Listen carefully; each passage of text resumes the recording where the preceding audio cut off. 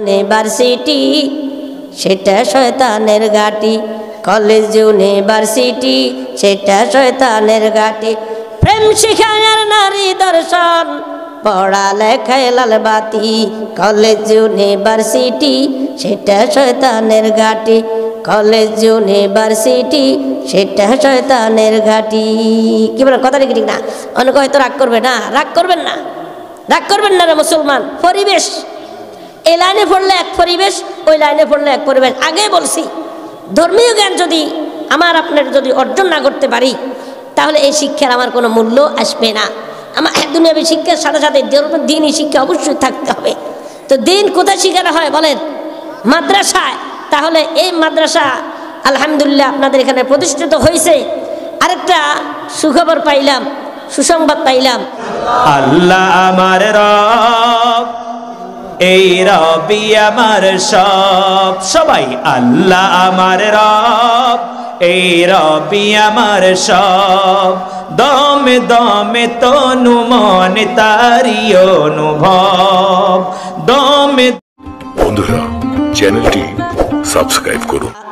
গাই গুণগান তুমি মহান, তোমারই প্রশংসা, ওতাল পাতাল জিকির উঠে তোমারই নামে, কত নামে ডাকি তোমায় ডাকতো নাহি থামে, তোমার নামে করলে জিকির মিটাই যে পিপাসা, তোমার নামে করলে জিকির মিটাই যে পিপাসা। গাই গুণগান তুমি মহান, তোমারই প্রশংসা, গাই গুণগান তুমি মহান, তোমারই প্রশংসা। ও জাহানের মালিক তুমি, দো জাহানের বাদশাহ, ও জাহানের মালিক তুমি, দো জাহানের বাদশাহ। গাই গুণগান তুমি মহান, তোমারই প্রশংসা, গাই গুণগান তুমি মহান, তোমারই প্রশংসা। তাহলে প্রশংসা করবো কার? আল্লাহ। তাহলে আল্লাহর দেওয়া নেয়ামত উপভোগ করার পরে অথচ আমরা আল্লাহর নেয়ামতের শুকরিয়া আদায় করি না। কিন্তু দুনিয়ার মানুষ সীমিত সময়ের জন্য আমার উপকার করে, আমরা তার গুণগান গাই। কি বলেন, কথা ঠিক কি ঠিক না? জন্য আল্লাহ রাব্বুল আলামিন আয়াতে কারিমার ভিতরে বলেন, লাইন শাকারতুম লাযিদান্নাকুম ওয়া লাইন কাফারতুম ইন্না আযাবি লাশাদীদ। শুকরে নেয়ামত, নেয়ামত আযাব যুকুনাত, কুফরে নেয়ামত নেয়ামতাত বিরুকুনাত।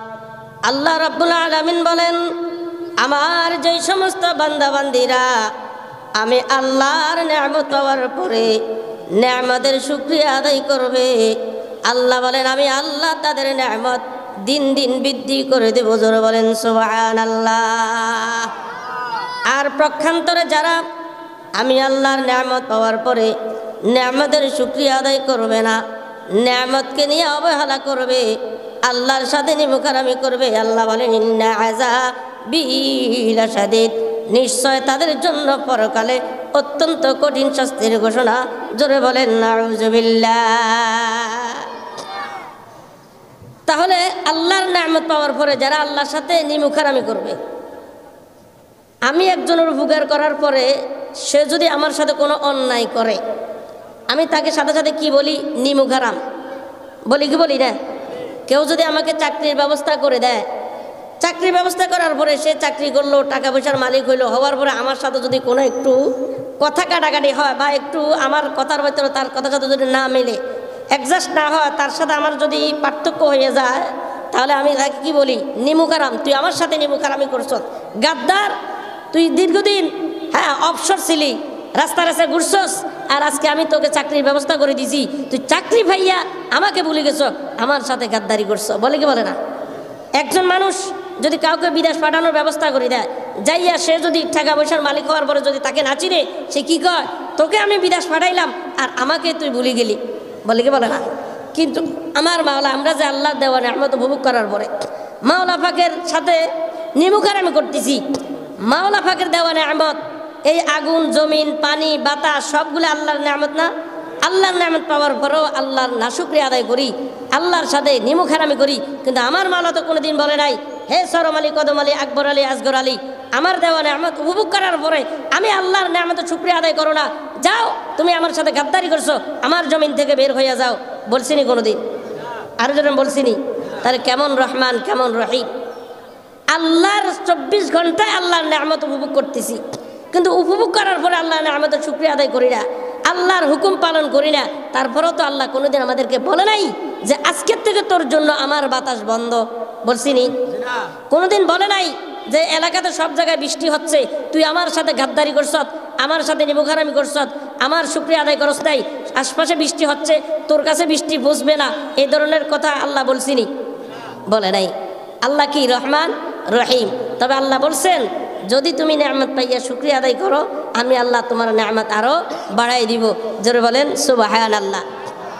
এই মর্মে নবীজি বলেন আউয়ালু মান ইউদআ ইলান নাসি ইয়াউমাল কিয়ামা আল্লাযীনা ইউহশারুনা আউয়ালু মা ইউদআ ইলাল জান্নাতি ইয়াউমাল কিয়ামা আল্লাযীনা ইউহমাদুনা আল্লাহা ফিস সাররা'i ওয়াদ দাররা।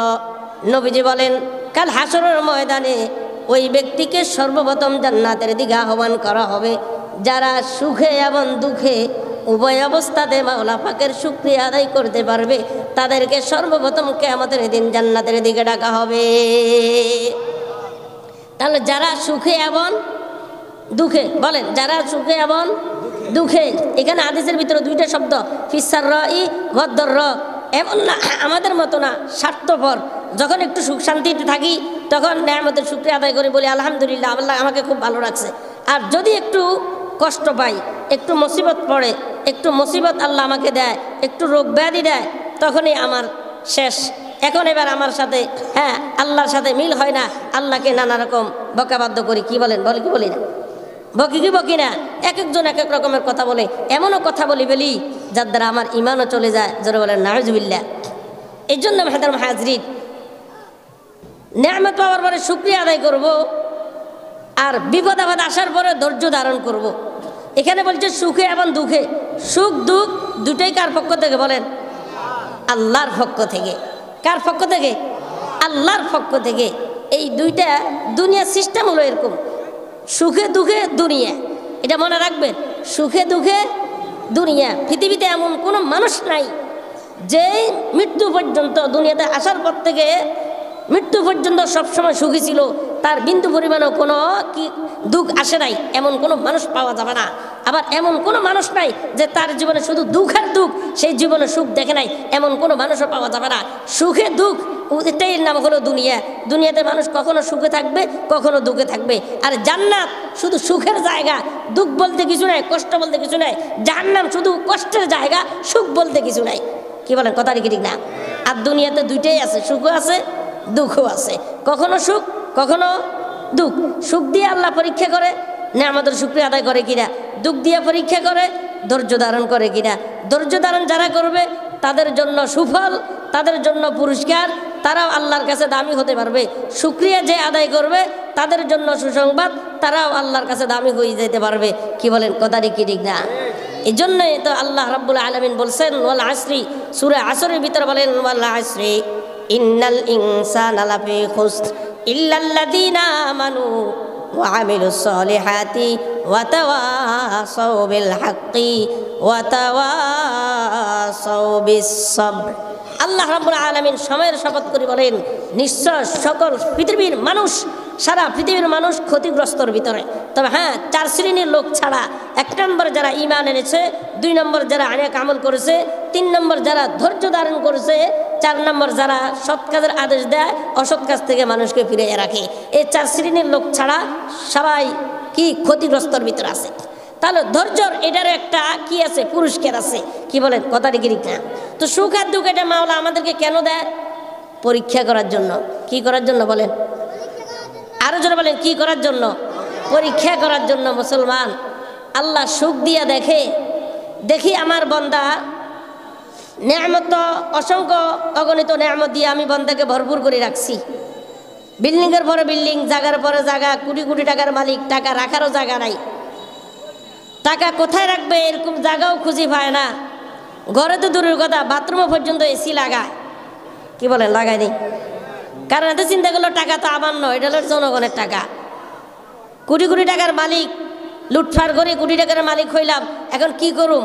এসি তো আর দরকার নাই, এখন বাথরুমে পর্যন্ত লাগায় কি লাগায় না? তো মুসলমান আল্লাহ পাক তাকে অগণিত অসংখ্য নেয়ামত দিয়া দেখছে, বান্দা নেয়ামতের কতটুকু শুকরিয়া আদায় করছে। তার আশপাশে যে অসহায় গরিব গুরাবা ক্ষুধায় কষ্ট পাচ্ছে, বস্ত্রে কষ্ট পাচ্ছে, খাবারে কষ্ট পাচ্ছে, শীতে কষ্ট পাচ্ছে, সেই আশপাশের লোকজন গরিব গুরাবার কতটুকু খোঁজ খবর দিছে। কি বলেন? আল্লাহ নেয়ামত দিয়া পরীক্ষা করছে, দেখি সেই এই পরীক্ষায় পাশ করে না ফেল করে, পাশ করে না ফেল করে।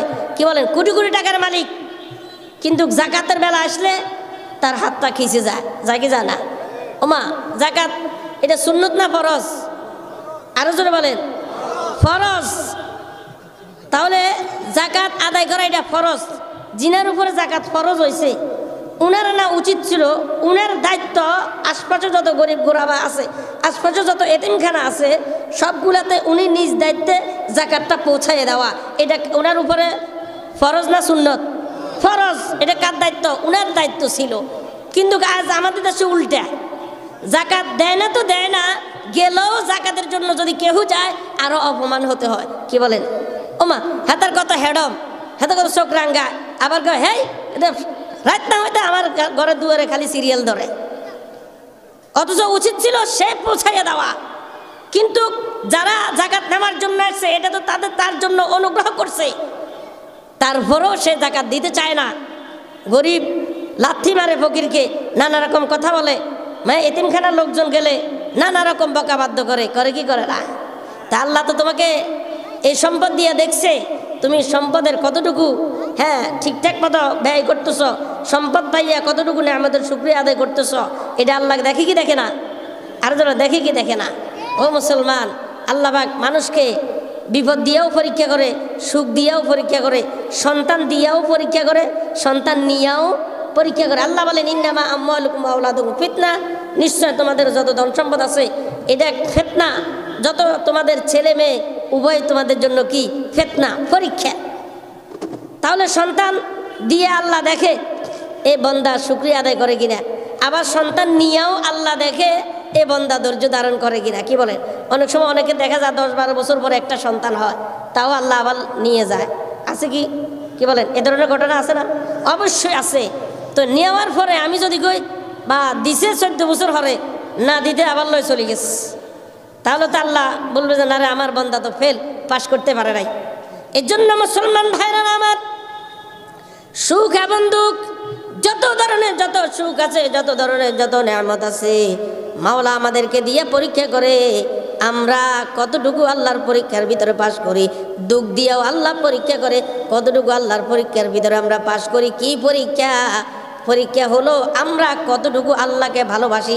এটা পরীক্ষা করার জন্য আল্লাহ আমাদেরকে সুখও দেয়, দুঃখও দেয়। জোরে বলেন কথাটি ঠিক না? বেলুজুর এটা তো বুঝলাম না। আমরা তো বলি, আমরা যদি এখানে জিজ্ঞাসা করি যে ভাই আল্লাহকে আসলে আপনারা সবাই ভালোবাসেননি, সবাই বলবেন হ্যাঁ অবশ্যই আল্লাহকে ভালোবাসে। কিন্তু ভালোবাসার ভিতরও বেশ কম আছে। একটা হলো অন্তরের ভালোবাসা, আর একটা হলো চাপার জোরের ভালোবাসা। কি বলেন? একটা কি চাপার ভালোবাসা, আর একটা কি অন্তরের ভালোবাসা। প্রেমিক প্রেমিকা দেখবেন, প্রেমিকাকে পাওয়ার লাই কত রকম হাঞ্জানি বাঞ্জানি, যেটা তার কাছে নাই সেটাও বলে, যেটা আছে বস্তু সেটা তো বলে, যেটা নাই দ্বিগুণ আরো বানাইয়া কয় কি কয়নি? কারণ সে চিন্তা করলে যেমনে পারি আমার প্রেমিকাটাকে আমি আয়ত্ত করতে হবে।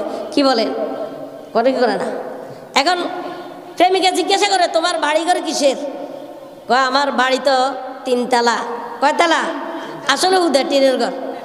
এখন প্রেমিক চিন্তা করলো যদি আমি এত টিনের ঘর কই তাহলে হেতি রাজি হইতো না আমার কাছে বিয়ে বসার লাই।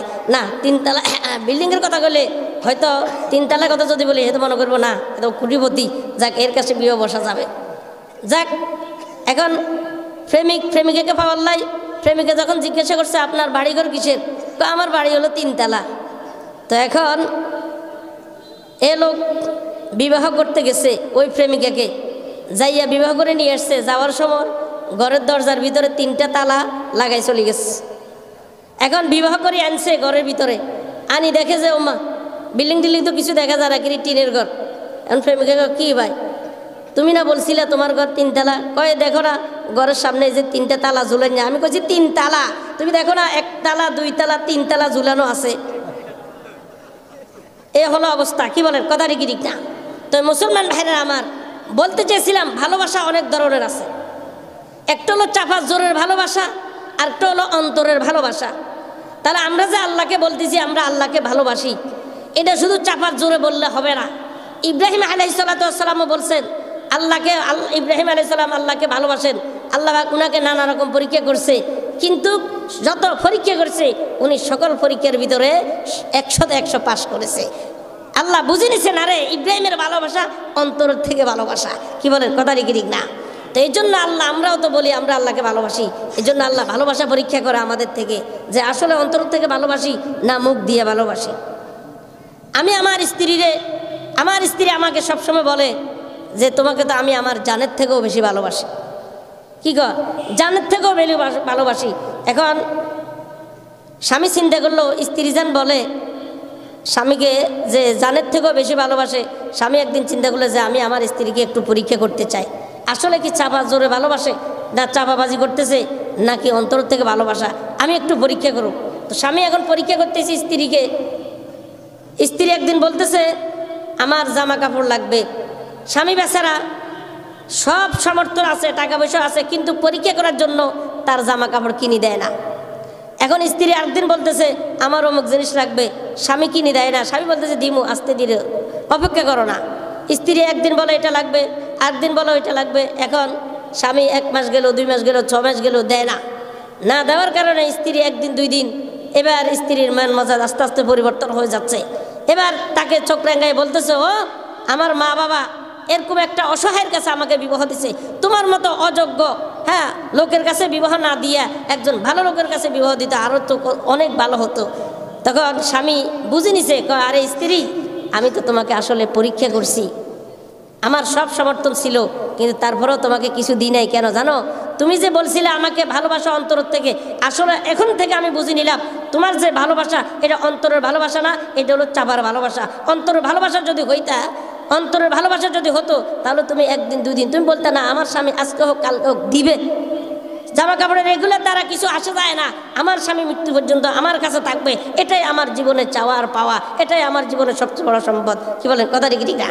এখন এই স্বামী বুঝে নিছে না তুমি তো ফের। এই জন্য মুসলমান ভাইরা আমার, আমরা তো আল্লাহকে বলি আমরা আল্লাহকে ভালোবাসি, কিন্তু আল্লাহ মাঝে মাঝে পরীক্ষা করে বিপদ দিয়া দেখি এই বান্দা আমাকে কতটুকু ভালোবাসে। বিপদ পাওয়ার পরে যদি ধৈর্য ধারণ করতে পারে তাহলে আমি বুঝে নিব এরা আমাকে ভালোবাসে। আর নেয়ামত পাওয়ার পরে যদি সুখ পাওয়ার জন্য যদি শুকরিয়া আদায় করতে পারে আর নেয়ামতকে যদি সঠিকভাবে ব্যবহার করতে পারে, আমি বুঝে নিব এরা আমি আল্লাহকে অন্তরের থেকে ভালোবাসে। জোরে বলেন সুবহানাল্লাহ। তাহলে আল্লাহ বিপদ দিয়েও পরীক্ষা করে, সুখ দিয়েও পরীক্ষা করে। কি বলেন? কথা ঠিক না? উভয় অবস্থাতে যারা শুকরিয়া আদায় করতে পারবে, আল্লাহ রসুল বলেন কাল হাসরের মনে তাদেরকে সবার আগে জান্নাতের দিকে ডাকা হবে। কি বলেন? কথা ঠিক না? আল্লাহ পাক আমাদের সকলকে পরিপূর্ণ যতদিন আল্লাহ দুনিয়াতে বাঁচায় রাখেন, সুখ পাওয়ার পরে নেয়ামতের শুকরিয়া আদায় করার তৌফিক দান করুক, দুঃখ পাওয়ার পরে ধৈর্য দান করার তৌফিক দান করুক। সকলে বলুন আমিন। আরও জোরে বলেন আমিন। আমি আপনাদের সামনে পবিত্র কালামুল্লাহ শরীফ থেকে কয়েকখানা আয়াতে কারিমা তেলাওয়াত করছি, অগণিত অসংখ্য হাদিস থেকে কয়েকখানা হাদিস পেশ করলাম। আল্লাহ রাব্বুল আলামিন যদি তৌফিক দান করেন, ইনশাআল্লাহ আপনাদের যদি ধৈর্য থাকে চেষ্টা করব অল্প সময়ের ভিতরে আলোচনা করে শেষ করা। ওমা তাওফিকি ইল্লা বিল্লাহ। বাকি সকলের প্রতি আমার একটা অনুরোধ থাকবে, সেই অনুরোধটা হলো আমরা তো এখানে এখন আলহামদুলিল্লাহ বসে আছি, 2 দিন ব্যাপী ওয়াজ মাহফিল হচ্ছে। গতকালও আমরা শুনেছি, আজকেও আমরা শুনছি, এখন শুনতেছি। আর আগামীকালকে আর আমাদের এই প্রোগ্রাম থাকবে না, এই মাহফিলও থাকবে না। কি বলেন? থাকবে নি? থাকবে না। তো ধৈর্য ধারণ করি, কিছুক্ষণ সময় একটু আল্লাহর জন্য, দ্বীনের জন্য, আল্লাহ রসুলকে খুশি করার জন্য কিছুক্ষণ সময় আমরা কোরবানি দিতে পারবো না? সেই কারা কারা পারবো একটু হাত উঠাই। আল্লাহ আপনি সকলকে কবুল করেন। সকলে বলেন আমিন। আরও জোরে বলেন আমিন। হাত নামায়। আল্লাহ পাক সবাইকে ইহকাল পরকালের সুখ শান্তির ফয়সালা করে দেখ। সকলে বলেন আমিন। আরও জোরে বলেন আমিন।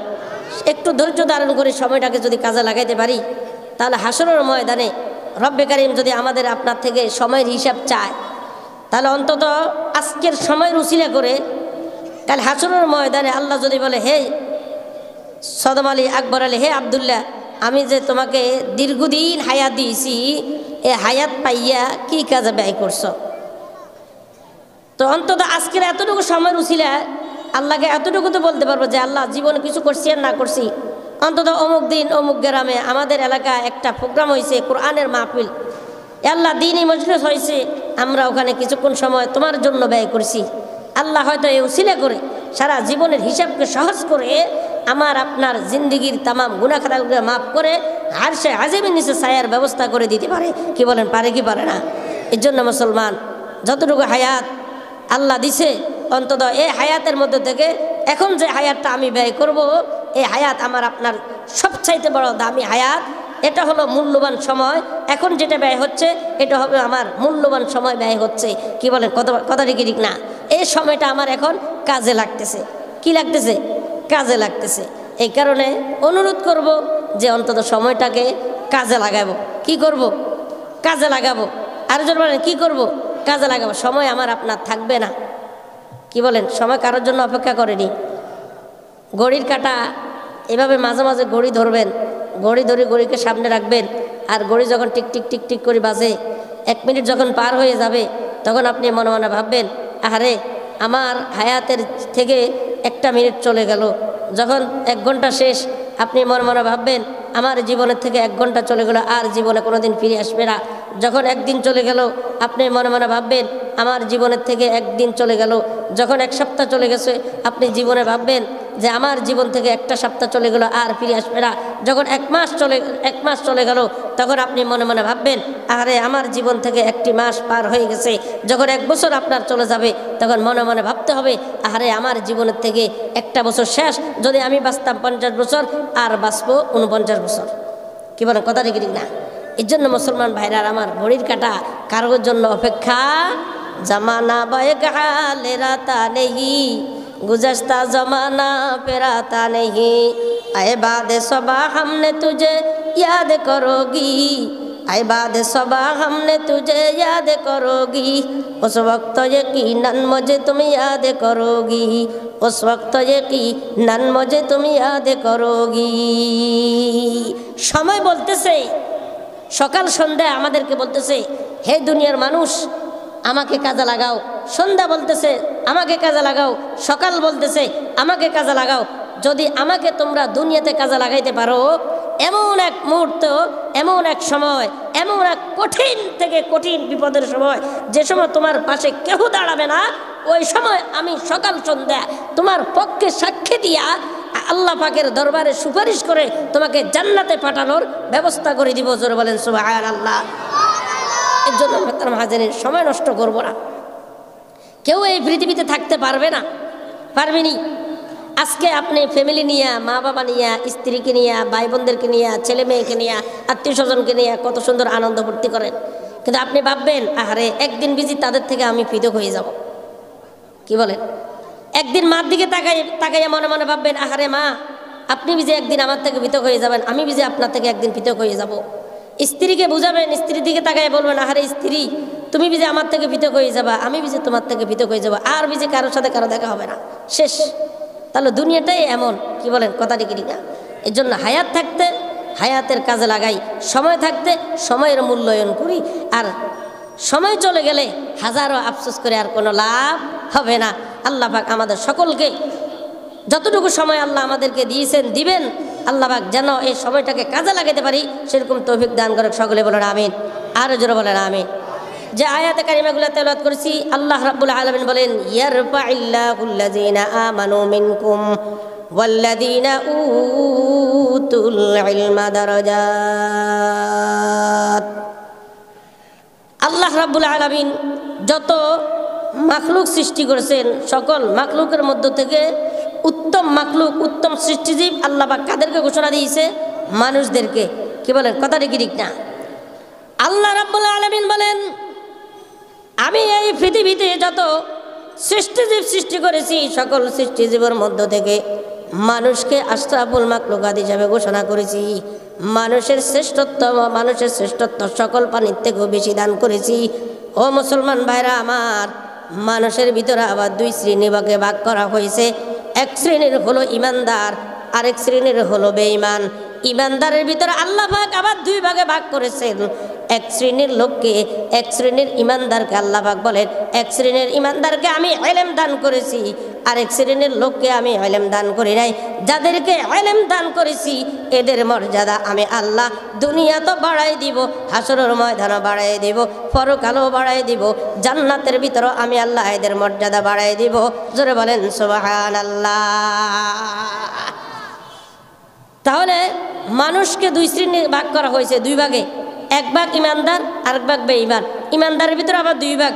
এক ভাগ হলো যাদেরকে ইলম দান করেছে আর যাদেরকে আল্লাহ ইলম দান করেন নাই। তাহলে এই দুই দলের ভিতরে মর্যাদা কার বেশি? যাদেরকে আল্লাহ ইলম দিয়েছেন, যাদেরকে আল্লাহ ইলম দিয়েছেন। ও মুসলমান, মাদ্রাসার মাহফিল, মাদ্রাসার দ্বীনি ইলম এখানে শিক্ষা করানো হয়। তো আমিও আল্লাহ যদি তৌফিক দান করে ইলমের মর্যাদা, দ্বীনের গুরুত্ব, কোরআনের গুরুত্ব সম্পর্কে ইনশাল্লাহ আলোচনা করার চেষ্টা করব যদি আল্লাহ তৌফিক দান করেন। তো বলতে চাইছিলাম যে ইলমের মর্যাদা আল্লাহর কাছে বেশি না কম? আরো জোরে বলেন, বেশি। আইন লাম মিম তিনটা শব্দ মনে রাখবেন। আইন লাম মিম তিনটা শব্দ যুক্ত হয়েছে, একসাথে যুক্ত হইয়া এটা হয়েছে ইলম। এটা কি? ইলম। ইলম শব্দের অর্থ হলো জ্ঞান, জানা। আলেম যারা জানে তাদেরকে কি বলা হয়? আলেম বলা হয়। জানা দুনিয়াবিও জানা আছে, উখরবিও জানা আছে। যারা দুনিয়াবি লাইনে শিক্ষিত এরাও কিন্তু আরবিতে এদেরকে আলেম মানে এরা জাননেওয়ালা, এরাও জানে। আর যারা প্রকৃতপক্ষে কোরআন হাদিসের জ্ঞান রাখে এরাও জানে, এরাও আলেম। তবে দুই জানার ভিতরে পার্থক্য আছে। কি বলে কথাটা কি ঠিক না? দুই আলেমের ভিতরে পার্থক্য আছে। আমি যে আলেমের মর্যাদা আল্লাহর কাছে বেশি, ওই আলেম কারা? ওই আলেম কারা? যারা দ্বীন শিখছে, যারা কোরআন হাদিসের ইলম শিক্ষা করছে, তাদেরকে প্রকৃতপক্ষে কেন আলেম বলা হয়? তাদেরকে প্রকৃতপক্ষে কেন আলেম বলা হয়? আল ইলমু নূরুম মিন ইলাহি। ইলম কাকে বলা হয়? ইলম মূলত আল্লাহ প্রদত্ত, আল্লাহ পাকের পক্ষ থেকে দেওয়া একটা আলোর নামই হলো ইলম।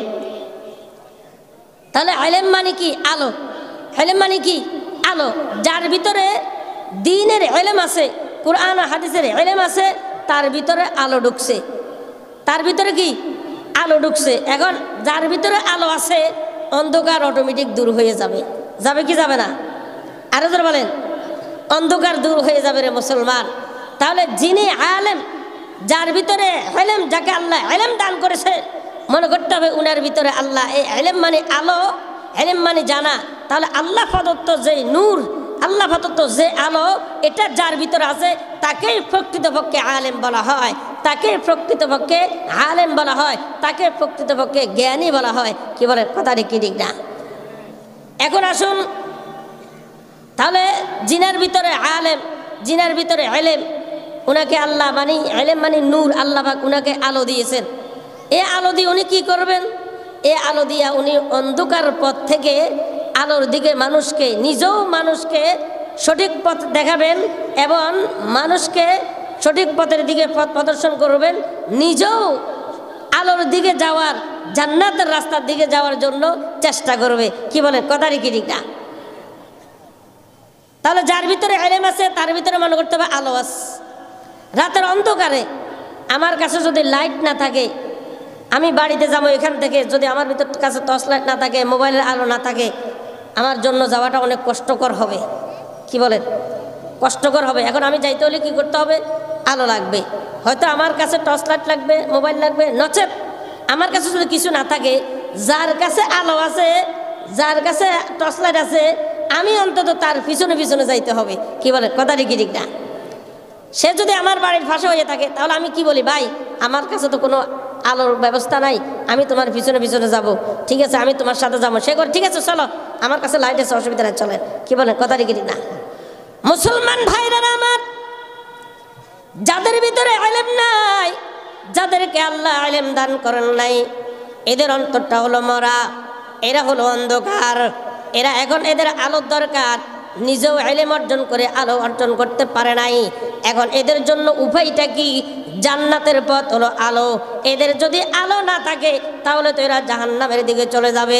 এখন নিজেও নিজের কাছে আলো নাই, ইলম শিখে নাই, তাহলে বুঝতে হবে যারা আলেম, যাদের ভিতরে আলো আছে, অন্তত আমি নিজে শিখি নাই, আমার ভিতরে আলো নাই, যাদের ভিতরে আলো আছে, যাদের ভিতরে ইলম আছে, আমরা তাদের পথ ধরতে হবে। তাদের পিছনে পিছনে যদি যাইতে পারি, তাদের পথ যদি অবলম্বন করতে পারি, আল্লাহ পাক কাল হাসরের ময়দানে এই উসিলা হলো আমাদেরকে নাজাতের ফয়সালা করে দিবেন। জোরে বলেন সুবহানাল্লাহ।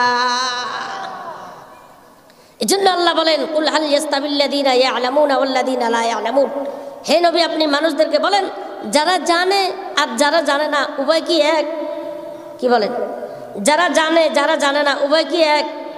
এক না মুসলমান, কখনো এক হতে পারে না। যারা আলেম আর যারা আলেম না উভয় কখনো এক হতে পারে না। আসমান আর জমিন থেকে আরো পার্থক্য। কি বলেন? কথাটি কি ঠিক না? যারা জানে উনাদের মর্যাদা কত বেশি। নবীজি বলেন, খায়রুকুম মান তাআল্লামাল কুরআনা ওয়া আল্লামা। তোমাদের মধ্য থেকে ওই ব্যক্তি সর্বোত্তম যে মানুষদেরকে কোরআন শিখে, যে মানুষদেরকে কোরআন শিখায়, নিজেও শিক্ষা করে এবং অন্যদেরকে কোরআন শিখায়। এই ব্যক্তির থেকে উত্তম আর কোনো ব্যক্তি হতে পারে না। জোরে বলেন সুবহানাল্লাহ। কি বলেন? কথাটি কি ঠিক না? তাহলে আসুন, যারা মানুষদেরকে কি শিখায়? কোরআন শিখায়, নিজেও কোরআন শিখছে এবং অন্যদেরকে কোরআন শিখেছে। আল্লাহ রাসূল বলেন, এরা হলো পৃথিবীর মধ্যে সবচাইতে দামি, সবচাইতে উত্তম। তাহলে যারা কোরআন শিখছে এর মর্যাদা সরকারের থেকে বেশি না কম? আরো জোরে বলেন, প্রধানমন্ত্রীর থেকে বেশি না কম? কি বলেন? চেয়ারম্যান থেকে বেশি না কম?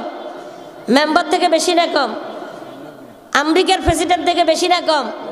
বেশি মুসলমান। কিন্তু যদিও বেশি, আমাদের কাছে আমূল্য নাই। আল্লাহর কাছে আল্লাহু আকবার এরকম হাজার, একটা নয় দুইটা নয়, হাজার অমুসলিম, হাজার বেদিন, হাজার বেইলম থেকেও একজন হাফেজের দাম, একজন আলেমের দাম আল্লাহর কাছে কোটি কোটি কোটি গুণ বেশি। জোরে বলেন সুবহানাল্লাহ। নবীজি বলেন আরো, তলাবুল ইলমি ফারিজাতুন আলা কুল্লি মুসলিম। প্রত্যেক মুসলমান নর নারীর জন্য ইলম শিক্ষা করা কি বলেন? ফরজ। ইলম শিক্ষা করা ফরজ। এখন আমরা যারা ইলম শিক্ষা করতে পারি নাই, তাহলে বুঝে নিব আমরা ফরজ তরক করছি। ইলম শিক্ষা করা এটা হলো ফরজে আইন। ফরজে কি? আইন। ফরজে আইন মানে বুঝিনি, একটা হলো ফরজ দুই প্রকার, একটা হলো ফরজে আইন, একটা হলো ফরজে কিফায়া। ফরজে আইন মানে প্রত্যেকের উপরে এটা ফরজ। ফরজে কিফায়া মানে এলাকার উপরে হয়তো অনেকের উপরে ফরজ, তার মধ্যে থেকে কেউ যদি আদায় করে বাকিদের উপর থেকে ফরজটা আদায় হয়ে যায়। তাহলে ইলমে দ্বীন শিক্ষা করা এটা সকল মুসলমান নর নারীর উপরে কি? ফরজ। শুধু ফরজ নয়, ফরজে আইন। এখন কতটুকু ইলম শিক্ষা করা ফরজ, কতটুকু জ্ঞান শিক্ষা করা ফরজ? যতটুকু জ্ঞান শিখলে আমি শরীয়তের উপরে চলতে পারবো। নামাজ আমার জন্য ফরজ, নামাজের হাইসিয়ত, নামাজের মাসআলা মাসাইল এটাও আমার জন্য জানা ফরজ। তবে কতটুকু জানা ফরজ? যতটুকু জানলে আমি চলতে পারি। আমি যদি সূরা কেরাত আমার যদি জানা না থাকে, কি বলেন, তাহলে আমার নামাজ হবে না। আর যদি মানে হবে না, নামাজের মাসালা মাসাইল, রুকু কেমনে করতে হয়, সেজদা কেমনে করতে হয়, হ্যাঁ বসতে হয় কেমনে, দাঁড়াইতে হয় কেমনে। আমরা তো নামাজ পড়ি মন গড়া মতো। দাদা কইছে বানতে দান, বানতে আছে ও দাদান। হুজুরে কয় নামাজ পড়ো, নামাজ সারা জীবন খালি টুক টুক টুক টুক করে খালি সেজদা দিয়ে আর উঠি, কাকের মতো শুধু ঠোকরাই। কিন্তু কয়েক তো নামাজ আল্লাহ কবুল করছে, কয়টা সেজদা কবুল করছে এটা জীবনে কখনো ভাবিও নাই যে আইরে আমি যে সেজদা দিতেছি আমার কয়টা সেজদা আল্লাহ কবুল করে। এই জন্য মুসলমান ভাইরা আমার, তাহলে ইলম শিক্ষা করা সকলের জন্য, একজন না বিশেষ না, সবার জন্য ইলমে দ্বীন শিক্ষা করা ফরজ। তবে কতটুকু? যতটুকু অর্জন করলে মোটামুটি আমি দ্বীনের উপরে চলতে পারবো। রমজানের রোজা সকলের উপরে ফরজ। এখন রমজানের যত মাসালা মাসাইল আছে যেগুলো জানলে মোটামুটি আমার ফরজিয়ত আদায় হয়ে যাবে, অতটুকু জানা আমার জন্য কি? ফরজ। অতটুকু জানা আমার জন্য ফরজ। এর জন্য মুসলমান ভাইরা আমার মনে রাখতে হবে, আর যদি আমি যদি মোটেও ইলম না শিখি, মোটেও আমার যদি জানা নাই, নামাজ পড়ি, রোজা রাখি, হজ করি, কিন্তু মাসাইল সম্পর্কে আমার যদি জ্ঞান না থাকে, তাহলে আমি কিন্তু কই ফরজ তরকের গুনাহগার হব। কি বলেন, কথা কি ঠিক না? আরও যারা বলেন ঠিক কি ঠিক না? এই জন্য মুসলমান ভাইরা আমার বলে, হুজুর এখন শিখতে তো পারি নাই, ইলম তো শিখতে তো পারি নাই, আফসোস করি, এখন কি করব? এখন আরেকটা সূরত আছে, নবীজি বলেন কুন আলিমান আও মুতাআল্লিমান আও মুঈনান আও মুহিব্বান লা তাকুন খামিসা। নবীজি আমার বলেন, তোমরা হয়তো আলেম হও, অথবা আলেমের ছাত্র হও, অথবা আলেমকে সহযোগিতা করো। এতটুকু যদি না পারো, তাহলে অন্তত আলেমকে ভালোবাসো। জোরে বলেন, কথা ঠিক কি ঠিক না? নবীজি বলেন লা তাকুন খামিসা, এই 4 শ্রেণীর অন্তর্ভুক্ত হওয়া ছাড়া বাইরে আর যাইও না। তাহলে 1 নম্বর হতে হলো, নবীজি বলছেন আলেম হওয়ার লাই। কি হওয়ার লাই? আলেম। আর জন্য কে হওয়ার লাই বলছে? ইঞ্জিনিয়ার হতে বলে নাই, ডাক্তার হতে বলে নাই, প্রফেসর হতে বলে নাই, স্যার হতে বলে নাই, মাস্টার হতে বলে নাই, বৈজ্ঞানিক হতে বলে নাই, বলছে কি হওয়ার জন্য? আরেকজন বলেন তো বলে, হুজুর তাহলে আমি ইঞ্জিনিয়ার হয়েছি, এটাকে অপরাধ করছি, ডাক্তার হয়েছি, এটাকে অপরাধ করছি না। যারা এই জ্ঞান অর্জন করছে, এই জ্ঞান অর্জন করা এটা হারাম না। কোনো আলেম এটা ফতোয়া দিবে না যে ডাক্তার হওয়া হারাম। হ্যাঁ, দুনিয়াবি শিক্ষা অর্জন করা এটা হারাম, এটা কোনো আলেম জীবনেও ফতোয়া দিবে না, কোনো আলেম এটা বলবে না। তবে হ্যাঁ, এতটুকু বলা যায়, আপনি দুনিয়ার শিক্ষা অর্জন করছেন, তবে প্রাধান্য দিতে হবে দ্বীনি শিক্ষাকে। আপনার ভিতরে যদি দ্বীনি শিক্ষা না থাকে, ধর্মীয় জ্ঞান না থাকে, আপনার এই শিক্ষার বিন্দু পরিমাণে কোনো মূল্য আসবে না। কি বলেন, কথা কি ঠিক না? এর জন্য হাজিরিন, এটা বুঝিয়েন না যে অন্য শিক্ষা নিষেধ না। এজন্য কবি বলেন, তুম শাওকে সে কালেজ মে ফড়োয়া ফারকে মে ফুলো, যায় যাহায় গোবারো মে চড়ো চরখে মে ঝুলো, যায় যাহায় গোবারো মে চড়ো চরখে মে ঝুলো, लेकिन एक सुखने बंदा अकबर का रही याद, अल्लाह को और अपने हकीकत को न भूलो, अल्लाह को और अपने हकीकत को न भूलो। কবি বলেন, তোমরা কলেজে পড়া অসুবিধা নাই, ভার্সিটিতে পড়া অসুবিধা নাই, স্কুলে পড়া অসুবিধা নাই, যেই কোনো জ্ঞান অর্জন করো, এটা কোনো আপত্তি নাই। মুসলমান, এই জ্ঞান অর্জন করা শরীয়তে জায়েজ আছে। কারণ হলো, আমি শুধু যদি একটাই শিখি, তাহলে আমার জন্য এই শিক্ষাটা অসম্পূর্ণ হবে। হুজুর কিভাবে? অন্তত দাওয়াতের নিয়ত যদি আমি ইংরেজি শিখি, এই ইংরেজি শিক্ষার ভিতরে আমি সওয়াব পাবো। দাওয়াতের নিয়ত যদি আমি অন্য কোনো শিক্ষায় শিক্ষিত হই, এটার ভিতরেও কিন্তু আমি সওয়াব পাবো। কি বলেন, কথা ঠিক কি ঠিক না? কি বলেন, কথা ঠিক ঠিক না? এখন মনে করেন আমি বাহিরে গেলাম, যা অন্য কোনো রাষ্ট্রে গেলাম, কিন্তু আমি ইংরেজি শিখি নাই, শিখতে পারি না, তাহলে বিধর্মীদেরকে তাদের ভাষা ইংরেজি, মনে করেন ইংরেজি ভাষা, যদি আমি ইংরেজি না শিখি, তাহলে তাদেরকে তো আমি দাওয়াত দিতে পারবো না। হয়তো তারা আমার সাথে আল্লাহর বিরুদ্ধে, রসুলের বিরুদ্ধে, কোরআনের বিরুদ্ধে কোনো কথা বলবে, আমি এটার কোনো উত্তর দিতে পারবো না। তো উত্তর না দিতে পারলে হে বলবে যে এ তো কিছুই জানে না, মুসলমান এরা তো কিছুই জানে না। কি বলে, কথা ঠিক ঠিক না? এই জন্য মুসলমান আমরা বলি না তুমি ডাক্তার হইও না, এটাও বলি না ইঞ্জিনিয়ার হইও না। কারণ সারা পৃথিবীর সকল অমুসলিমরা যদি এটা ঘোষণা করে দেয় যে আমরা কোনো মুসলমানের চিকিৎসা করব না, তখন তো আমরা পড়ে যাব বিপদে। কি বলেন? আর বলেন, বিপদে পড়বো কি পড়বো না? এই জন্য মুসলমান ডাক্তার হওয়া দরকার, ইঞ্জিনিয়ার হওয়া দরকার, যাতে করে বেদর্মীরা যদি কোনো সময় ঘোষণা দেয় যে ডাক্তার আমরা মুসলমানের চিকিৎসা করবো না, তখন আমরা বলবো তোমাদের চিকিৎসার আমাদের প্রয়োজন নাই, আমাদের মুসলমানের ভিতরেও ডাক্তার আছে, তোমাদের মতো ইঞ্জিনিয়ারের প্রয়োজন নাই, মুসলমানের ভিতরেও ইঞ্জিনিয়ার আছে, তোমাদের মতো প্রফেসরের প্রয়োজন নাই, মুসলমানের ভিতরেও প্রফেসর আছে। কি বলে, কথা ঠিক ঠিক না? আর ঠিক ঠিক না? এই জন্য কবি বলেন, তুম শাওকে সে কালেজে মে পড়ো ফারকে মে ঝুলো, ফারকে মে ফুলো, জায়েজ হয় গোবারো মে চড়ো চরখে মে ঝুলো। কোনো অসুবিধা নাই, যে কোনো লাইনে জ্ঞান অর্জন করে। তবে হ্যাঁ, দ্বীনি শিক্ষা যদি কারো ভিতরে না থাকে, তাহলে ওই শিক্ষা পরিপূর্ণ শিক্ষা হবে না। আমরা বলি শিক্ষা জাতির মেরুদণ্ড। এটা কোন শিক্ষা? ওই শিক্ষা হবে জাতির মেরুদণ্ড, যে শিক্ষা ধর্মীয় শিক্ষা হবে জাতির মেরুদণ্ড। কি বলেন, কথা ঠিক ঠিক না? আর যদি মুসলমান ভাইরা আমার দুনিয়ার শিক্ষার সাথে যদি ধর্মীয় জ্ঞান না থাকে, তাহলে সে শিক্ষিত মানুষ হবে না, বরং সে হবে শিক্ষিত শয়তান। কি বলেন? ওরা শিক্ষিত শয়তান, ওরা শিক্ষিত শয়তান। কলম দিয়ে কামায় টাকা, আবার ধরে সাধুর বান। ওরা শিক্ষিত শয়তান, ওরা শিক্ষিত শয়তান, ওরা শিক্ষিত শয়তান, ওরা শিক্ষিত শয়তান। কি বলে কথা ঠিক না? এই জন্য মুসলমান ভাইরা আমার, তাহলে এই শিক্ষা লাগবে অবশ্যই। তবে হ্যাঁ, ধর্মীয় শিক্ষাটাকে প্রাধান্য দিতে হবে।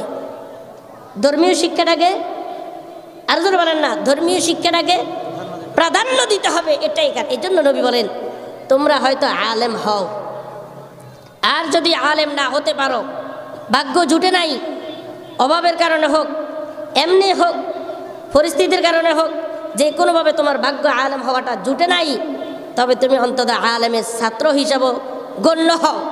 তাহলে অন্তত হাসর ময়দানে বলতে পারবা যে রব্বে কারিম, আমি নিজে আলেম হই নাই, তবে আলেমের ছাত্র হইছি, আলেমের কাছে আমি শিখছি, আলেমের সাথে আমি শিখছি, আলেমের কাছে আমি জ্ঞান অর্জন করছি। এই জন্য নবীজি বলেন, আলেম হও, নচেত আলেমের ছাত্র হও। আর নয় আলেমের ছাত্রও তুমি হতে পারো নাই, তাহলে তুমি কি করবা? অন্তত আলেমের সহযোগী হও। জোর বলেন সুবহানাল্লাহ। আলেমের কি হও? আর জোর বলেন আলেমের সহযোগী হবে। হুজুর আলেমের সহযোগী কেন হবো? অনেক চাচারা, অনেকরা দেখবেন যে আলেমকে খুব সহযোগিতা করে, বলে হুজুর কেমনে?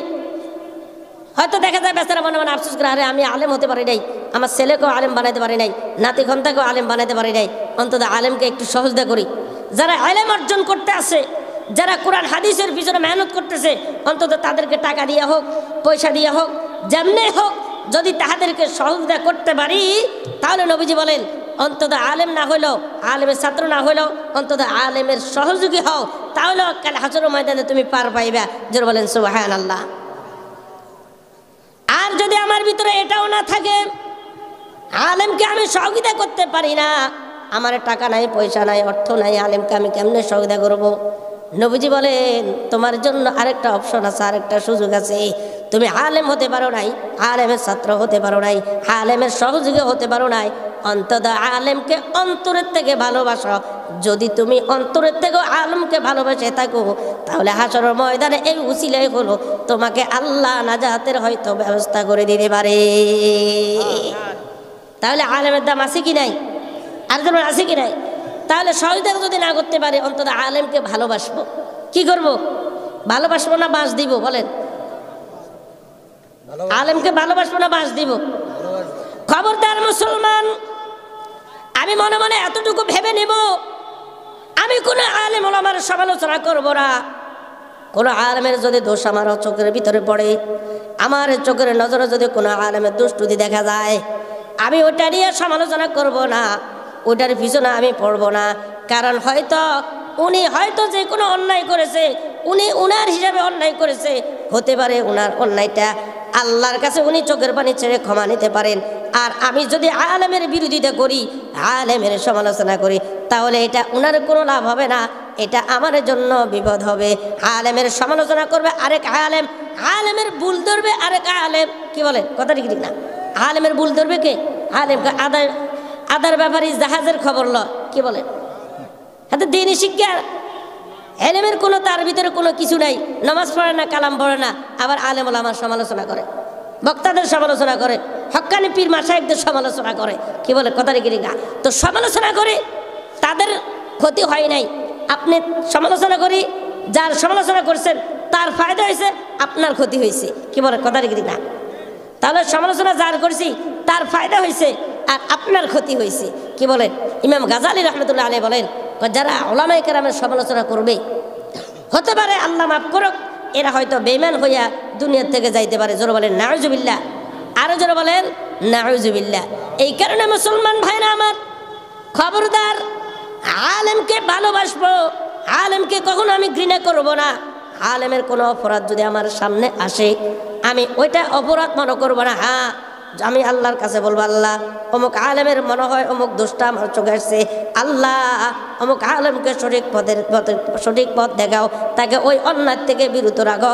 আল্লাহর কাছে দোয়া করব, কিন্তু আমি সমালোচনা করব না। কারণ আমি হয়তো উনি যে কথাটা বলছেন উনি হয়তো কোরআন হাদিস দিয়া যে কোনো কথা বলছে, আমার কাছে এটা যদিও হয়তো অন্যায় হতে পারে, কিন্তু আসলে এটা অন্যায় না, এটা অন্যায় না, আর এটা অন্যায় না বে অন্যায়, এটা আমি ধরবো না, এটা আমি চিন্তা করব না, এটার জন্য আরেকজন আলেমে চিন্তা করবে। কি বলেন, কথাটি কি ঠিক না? তাহলে আলেমকে কি করব বলেন, মহাব্বত করব, আলেমকে মহাব্বত করব। এতে আমার ফায়দা কি হবে? আলেমকে যদি মহাব্বত করি, আল্লাহ রসুল বলেন কাল হাসরের ময়দানে একজন হাফেজে কোরআন, একজন হাফেজে কোরআন, যারা শুধু হাফেজ, শুধু কোরআন অর্জন করেছে, শুধু কোরআনের হাফেজ হয়েছে, সাথে সাথে কোরআনের যে আমল করছে, এদের মর্যাদা কত বেশি। আল্লাহ রসুল বলেন কাল হাসরের ময়দানে 10 জন জাহান্নামের আসামি, যাদের উপরে জাহান্নাম ওয়াজিব হয়ে গেছে, এমন 10 জন ব্যক্তিকে এরা সুপারিশ করে জান্নাতে নিয়ে যাবে। জোরে বলেন সুবহানাল্লাহ। আর একজন আলেমের দাম, আল্লাহ রসুল বলেন একজন আলেমকে কাল হাসরের ময়দানে পারমিশন দেওয়া হবে যে তুমি তোমার যত আত্মীয় স্বজন, যত মুহিব্বিন, যত ভালোবাসার লোক, যত খাই খাতিল্লা আছে, সবগুলোকে তুমি যাচাই আর বাছাই করে জান্নাতে নিয়ে যাও, আমি আল্লাহ তোমাকে পারমিশন দিয়ে দিয়েছি। জোরে বলেন সুবহানাল্লাহ, আরো জোরে বলেন সুবহানাল্লাহ। এই জন্য যারা আলেমকে ভালোবাসেন, যারা আলেমের সহযোগী হন, হয়তো কাল হাসরের ময়দানে যখন আলেমরা জান্নাতের দিকে হাঁটা ধরবে, জান্নাতের দিকে আল্লাহ পাক যখন বলবে এই যাও, যারা ইলম অর্জন করছো, যারা প্রকৃতপক্ষে আলেম হয়েছো, জান্নাতের দিকে চলে যাও। জান্নাতের দিকে তখন আলেম ওলামায়ে কেরাম যাওয়ার সময় হঠাৎ করে একজনে তার হাত ধরে বসবে, হুজুর কোথায় যান? আমি তো জান্নাতে যাই। কত আমাকে নিবেন না? আমাকে নিবেন না? তুমি কেডা আবার আমার হাত কেন ধরছো? আপনি জান্নাতে যাবেন, আমাকে নিবেন না, এটা কি হয়? আপনি আমাকে চিনেন না? কয় না। আরে হুজুর আপনার মনে নাই, আপনি যে অমুক দিন অমুক জায়গায় বসেছিলেন, আমি আপনাকে 1 কাপ চা খাওয়াইছি। হুজুর আপনি আমাদের ভোলাতে আসছেন, আমি আপনাকে মেহমানদারি করাইছি। হুজুর আরে আমার মুরগি প্রথম ডিম পাড়ছে, আপনাকে নিয়ে খাওয়াইছি। আমার গাছে প্রথম ফল ধরছে, আপনাকে নিয়ে খাওয়াইছি। ইমাম সাহেব আপনাকে কত আমি সম্মান করেছি, কত তাজিম করেছি, কত ভালোবাসছি, অন্তর থেকে আপনাকে ভালোবাসছি। আমি তো আপনার মুহিব্বিন অমুক। তখন হুজুর বলবে তাই নাকি? তো এখন কি করা?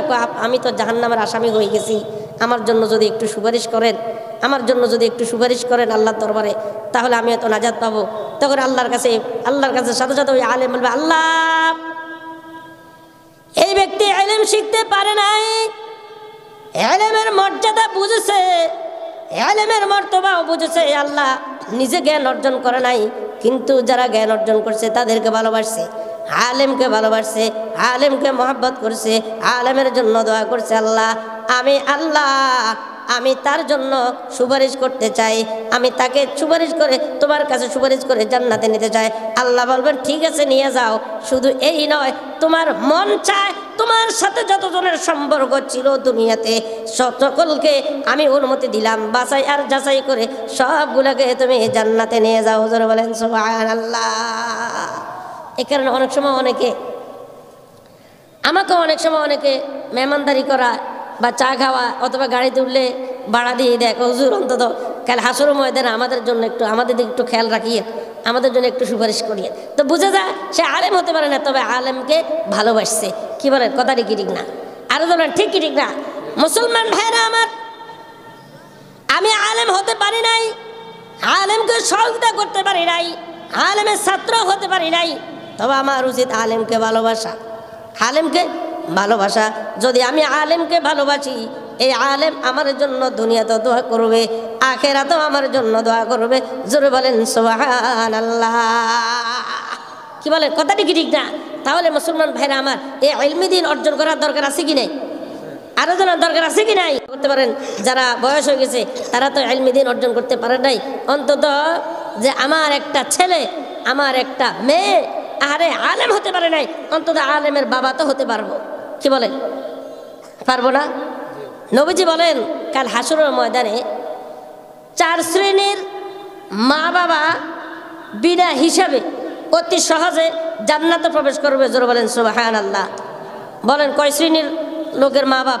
4 শ্রেণীর। মনে রাখবেন, 1 নম্বর শহীদের মা বাবা, শহীদের, আরো জোরে বলেন শহীদের মা বাবা যারা আল্লাহর রাস্তায় শহীদ হয়েছে, তাদের জন্য যখন জান্নাতের ফয়সালা হবে তখন তারা আল্লাহকে বলবে, আল্লাহ দুনিয়াতে আমরা শহীদ হয়েছি তোমার জন্য, কিন্তু আমার মা বাবা কই?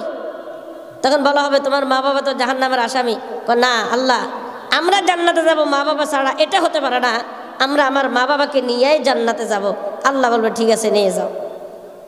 তাহলে শহীদের মা বাবা বিনা হিসেবে সহজভাবে জান্নাতে চলে যাবে। জোরে বলেন সুবহানাল্লাহ। দ্বিতীয় শ্রেণীর হক্কানি উলামায়ে কেরামের মা বাবা যাদের সন্তানকে দুনিয়াতে দিন শিখাই গেছে, কোরআন শিখাই গেছেন, হাফেজ বানাই গেছেন, আলেম বানাইছে, এদের মা বাবাও কাল হাসরের ময়দানে আল্লাহ পাক অতি সহজে এদের জন্য জান্নাতের ফয়সালা করে দিবেন। জোরে বলেন সুবহানাল্লাহ। তাহলে যাদের সন্তান নেককার হবে, যাদেরকে আমরা দিন শিখাইছি, আর আমার আপনার সন্তান নেককার কখন হবে? যদি এদেরকে আমরা দিন শিখাই। কি শিখাই? আর জোরে বলেন কি শিখাই? দিন শিক্ষা করে রে মুসলমান। আল্লাহ রাব্বুল আলামিন বলেন, ইয়া আইয়ুহাল্লাযীনা আমানু কু আনফুসাকুম ওয়া আহলিকুম নার। আল্লাহ রাব্বুল আলামিন বলেন, হে ঈমানদারেরা, তোমরা নিজেরাও জাহান্নামের আগুন থেকে বাঁচো, আর তোমার পরিবার পরিজন আত্মীয় স্বজনকে জাহান্নামের আগুন থেকে বাঁচাও। এখন নিজে জাহান্নামের আগুন থেকে বাঁচবো কেমনে? ঈমান আমলের উপরে যদি অটল থাকতে পারি তাহলে জাহান্নামের আগুন থেকে হয়তো বাঁচতে পারবো। আর যদি নিজেও জাহান্নামের আগুন থেকে বাঁচলাম না, আর সন্তানদেরকে জাহান্নামের আগুন থেকে কেমনে বাঁচাবো?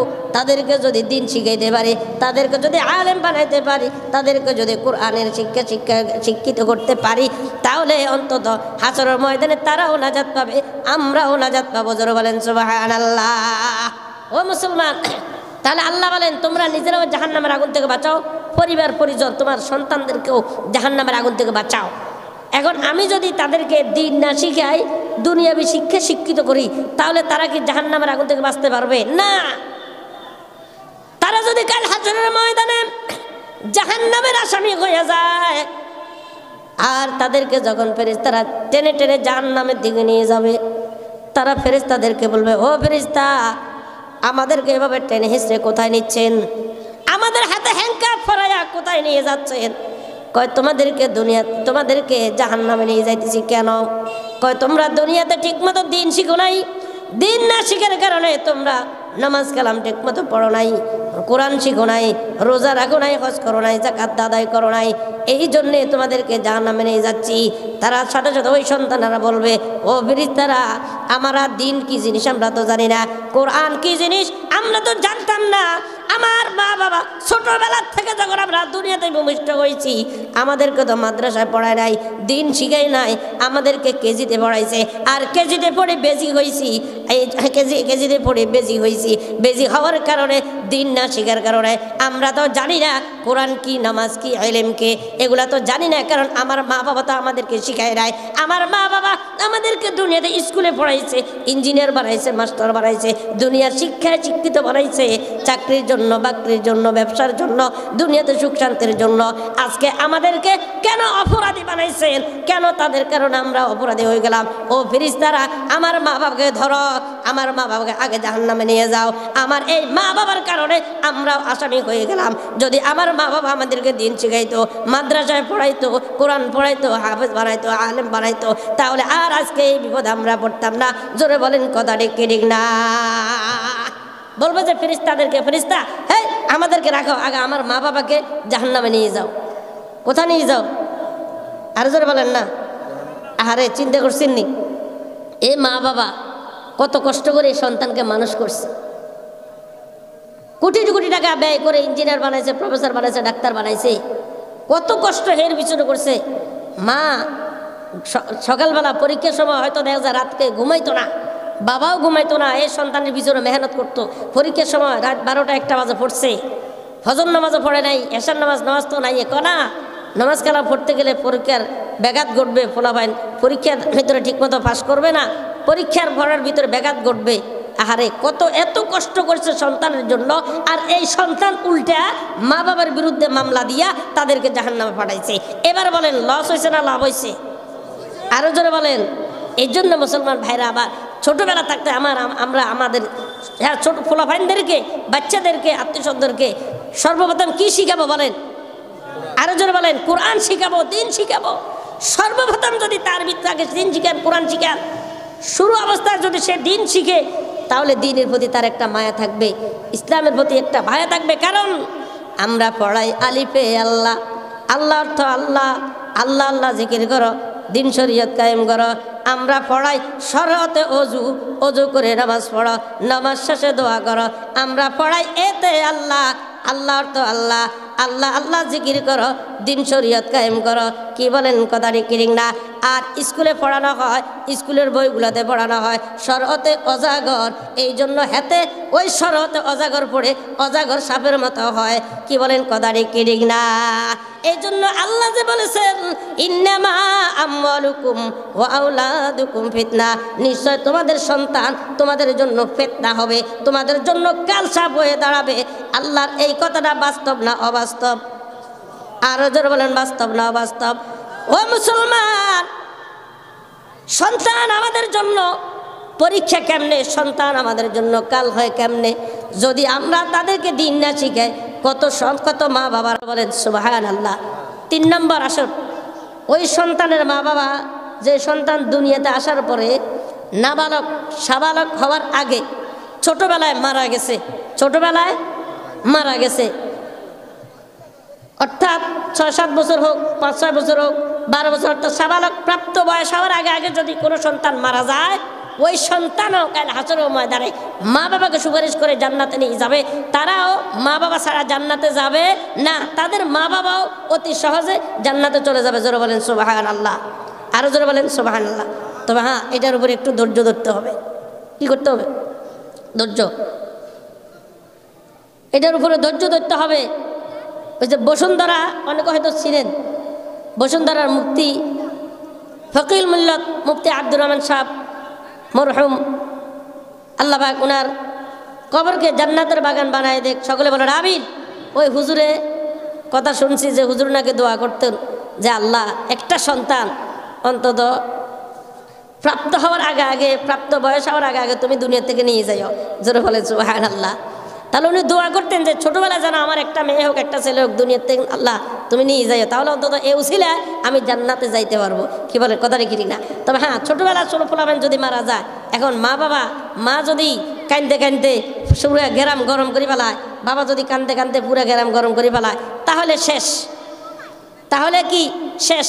তাহলে আর সে সুপারিশ পাবে না। কারণ এটার উপরে ধৈর্য ধারণ করতে হবে যে না, আল্লাহর মাল, আল্লাহর জিনিস আল্লাহ নিয়ে গেছে। কার জিনিস? আল্লাহর জিনিস দিছে আল্লাহ, নিছেও আল্লাহ। যদি ধৈর্য ধারণ করে থাকতে পারি, তাহলে আল্লাহ পাক অতি দ্রুত এই সন্তান, নাবালক নাবালিকা, হ্যাঁ সন্তানের মা বাবাও কাল হাসরের ময়দানে সহজে জান্নাতে যাবে। 4 নম্বর, যেই সন্তান দুনিয়াতে অসম্পূর্ণ, অসম্পূর্ণ বুঝেনি, পুঙ্গ অথবা পাগল অথবা লুলা, যে কোনো মাজুর অবস্থা, হ্যাঁ যদি দুনিয়াতে তারা আসে, এই মা বাবা কত কষ্ট করে এই সন্তানগুলোকে লালন পালন করে। কি বলেন? পুঙ্গ হওয়ার পরেও কি মা বাবা ফালাই দেয়নি? আর তোমার ফালায়নি? অন্ধ, জন্ম অন্ধ, বোবা, কানা, ল্যাঙ্গা, এই সমস্ত সন্তানগুলোকে মা বাবা ফালাই দেয়নি? ফালায় না, কিন্তু তারপরেও ফালে। আল্লাহু আকবার। এরাও, এদের মা বাবা কাল হাসরের ময়দানে অতি তাড়াতাড়ি জান্নাতে চলে যাবে সহজভাবে। জোরে বলেন সুবহানাল্লাহ। তো মুসলমান ভাইরা আমার, নেককার সন্তান আমি আপনি দুনিয়াতে রেখে যেতেই হবে। নেককার সন্তান, নেককার কখন হবে? আমার সন্তান নেককার হবে যখন আমি তাদেরকে দিন শিখাবো, তখন তারা দিনের উপরে থাকবে, তারা আস্তে আস্তে দিন শিখতে শিখতে দিনের উপরে আমল করবে, তারা নেককার হতে পারবে। কি বলেন কথা রেখে ঠিক না?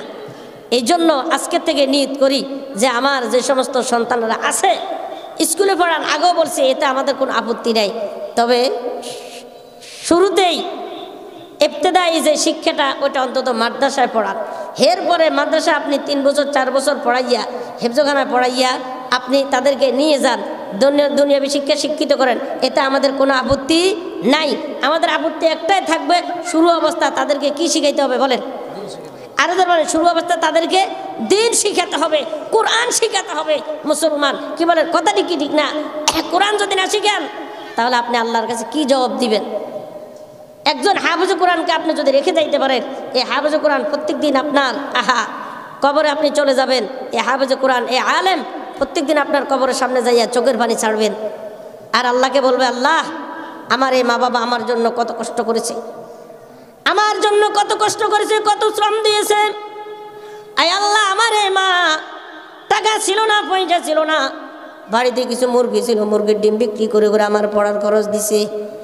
বাড়িতে কিছু ছিল না, হাঁস মোরগ বিক্রি করে, ফল ফ্রুট বিক্রি করে, ফসল আদি বিক্রি করে আমাকে আলেম বানাইছে, হাফেজ বানাইছে। আয় আল্লাহ, রব্বির হামহুমা কামা রব্বায়ানি সগীরা। আয় আল্লাহ, আমার মা বাবা যেরকম দুনিয়াতে আমাকে জন্য কষ্ট করে আমাকে আলেম বানাইছে, দিন শিখাইছে, আপনি আমার মা বাবাকে কবরের মধ্যে জান্নাতের বাগান বানায় দেন। জোরে বলেন সুবহানাল্লাহ। আর আপনি আপনার সন্তানকে যদি দিন না শিখান, ও মুসলমান, আপনার এমন সন্তান আপনি দুনিয়াতে রাখছেন যে সন্তান আপনার জানাজা পড়ানো তো দূরের কথা, নিজেও তো পড়তে পারে না। এই ধরনের মানুষও আমাদের সমাজে আছে, কি বলেন? আছে কি নাই? আরো জোর আছে কি নাই? মা বাবা মরে যাওয়ার পরে আর কোনো খোঁজ খবর নাই। বছরে একবার রমজান মাস আসলে হয়তো 500-1000 টাকা মাদ্রাসায় দেয়, অথবা মানুষ কিছু খাওয়ায়, এর থেকে চেয়ে আর বেশি কিছু করতে পারে না। কিন্তু একজন আলেমকে যদি আপনি রেখে যাইতে পারেন, একজন দিনদারকে যদি রেখে যাইতে পারেন, এই যে ব্যক্তি যতদিন দুনিয়াতে থাকবে ততদিন আপনার জন্য দোয়া করতে থাকবে। কি বলেন? কথা ঠিক কি ঠিক না? তখন আফসোস করবে না, হেরে দুনিয়াতে কিসেরে কেন শিয়াল কুকুরে রাখি আসলাম, আরে আমি মৃত্যুর পরে এরা আমার জন্য কি দোয়া খায়ের করবে, আমার জন্য কিছু পাঠাবে, আমার জন্য কিছু ইসালে সব পাঠাবে। এরা দেখি আমার ধন সম্পদ নিয়ে ব্যস্ত, আর আমার জন্য কি পাঠাবে? আমার ধন সম্পদ নিয়ে ব্যস্ত রে মুসলমান। এই জন্য আজ হোক কাল হোক চলে যেতেই হবে। মুসলমান মানুষের মৃত্যুর পরে তার সাথে কোনো ধন সম্পদ যাবে না, কিছুই যাবে না, শুধু একমাত্র যাবে কি বলেন? আর যাবে না কি যাবে? নেক আমল। আর যদি দুনিয়াতে মানুষ মুর্দাদের জন্য কিছু পাঠায়, তারা এতটুকু প্রাপ্য, এটাই তারা পাও না। কি বলেন? এর থেকে বেশি আর কিছু পাবেনি, আর যেন পাবেনি। কোটি কোটি টাকার ধন সম্পদ, কোটি কোটি টাকার মালিক ছিল, কিন্তু নিয়ে গেছে না, খালি হাতে গেছে। আরো জন বলেন, আইসি একা যাইব একা। কি বলেন? আসছি খালি হাতে, যাইব খালি হাতে, সঙ্গে কিছু নিতে পারবো না রে মুসলমান।